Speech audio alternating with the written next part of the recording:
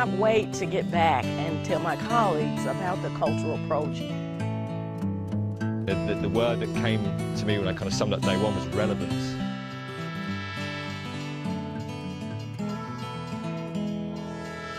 And I think there was some real relevance in almost every single site. I mean, one of the things we find hard to teach is this big picture stuff. That we find it hard to fill in all the blanks where we go, teach a topic, and the kids can't connect it up. Now, one potential benefit I can see in this is that lens that can be applied anywhere may help them connect up some of those pieces and perhaps tell wider thematic stories of history. You could spend an entire week just talking about Columbus and the Civil War, and I think so many educators around here fail to realize that.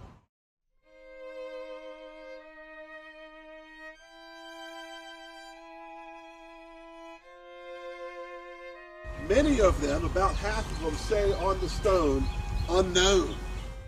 You're taking them from a textbook and showing them, hey, your own backyard's full of history too, and it may not be as grand in some cases as Julius Caesar or Alexander the Great, but knowing that Coca-Cola, one of the largest world corporations, you know, started right here, and it started because of a Civil War battle.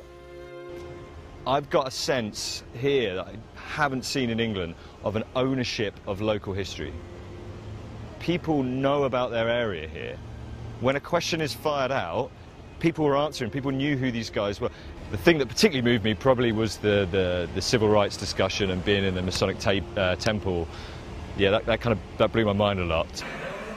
But Lord, I must confess that I'm weak now, I'm faltering, I'm losing my courage. It seemed at that moment that I could hear an inner voice saying to me, Martin Luther, stand up for righteousness. Stand up for justice. Stand up for truth. And Lord, I will be with you even unto the end of the world. I mean, to be standing on the stage that Martin Luther King spoke when he was here in Columbus, it's just something that really touches my heart, you know, and makes the connection more real to me. There was a lot of fear, a lot of fear. My mother, who lived 103 years, expressed to us at times, don't get involved in that. To have a guy who walked in and he'd talk about it because he was there, that was his neighborhood, and explain that element of fear in the community, I just thought was so powerful for me and is going to be so powerful to the kids I teach. And so there's fear of a lot of the leaders in this community, in this town, whether they admit it or not. This is kind of real history happening, and I think teenagers find it difficult sometimes, especially if they're in a nice, lovely place like Oxford, to think, yeah, I'd fight. Well, you've got kind of a nice life.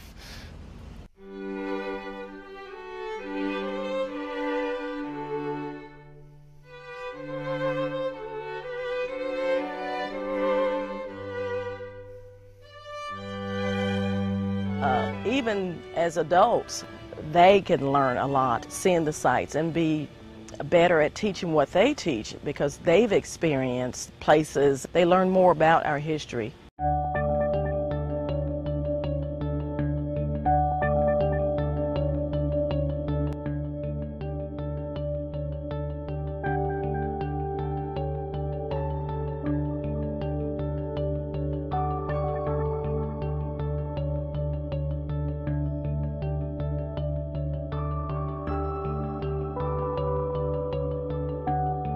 But I've learned more about Columbus and the surrounding area than I ever thought I'd learn or knew.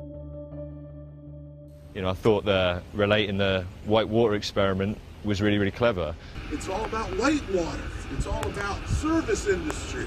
What do you need to get jobs? Education, right? And you see how the political is, NAFTA is a political decision made by the legislature, right? I would say that the cultural approach is a framework from which you may be able to teach your subject area. And I'm telling you, it is a very well organized way of doing it.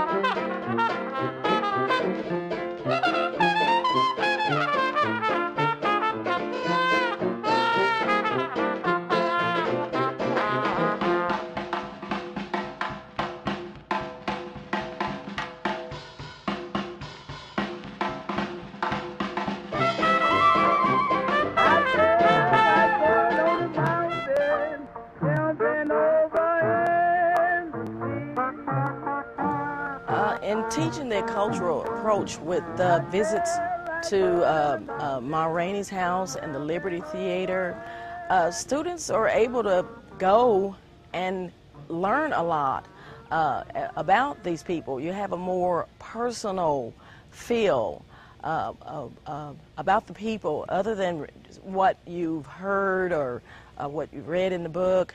You can go to these museums or go to these sites and you can see and feel and hear the guest speakers, and they can tell you a lot more than the textbook can. Well, you can sit in the classroom and you can read about a particular character and not really make the connection. You can look at images, but if you engage me, if you allow me to interact into history. And Horace King, where are you? Yeah, right here. Because you're with the Confederacy too. You built these bridges. Yeah. Right?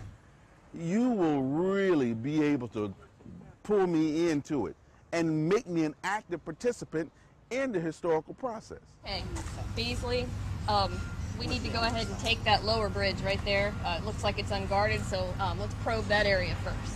You can go ahead. Well, I think role-playing is a great way to teach students. All right, we're riding on horses down, following them. She's infantry, right? So we're cavalry. There you go. In whatever subject you're doing, even whether it's language arts, studying, looking at books, or it's math, or whatever, you can always do the different types of role-playing. I think role-playing shows, especially in the cultural approach, is a big plus to having the students learn what you're trying to get across to them. Well, I'm a general, I know everything. You know, okay. It takes it from the traditional aspect of just seeing a picture in a book or words in the book, the magazine, or on the website, and you get to, you're standing right there in the middle of Broadway where all of this history happened, and it just brings a whole new aspect when you can not only see, feel, touch, but in some cases even smell the history, and it just, like I said, it creates that more intimate relationship with the topic. And to me, the more senses you engage in a topic, the better the student is going to understand, remember, and apply as long as they live. You're on post where soldiers are being trained and have been trained since nearly, for almost the past 100 years.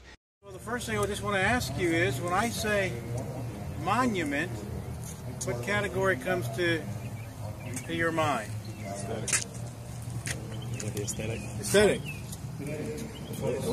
Second? Political. Why? There's a political decision involved in any monument, isn't it? It all intertwines. That's what social studies is. It intertwines. The political intertwines with the religious. The religious intertwines with the economic, and so on and so forth. It's got to be economical because you got to raise the funds to make it, to have it made. So it allows them to be able to not only use their experiences as a frame of reference, but allows them to bridge the gap. It allows them to bridge the gap from their lives to those of historical events and people.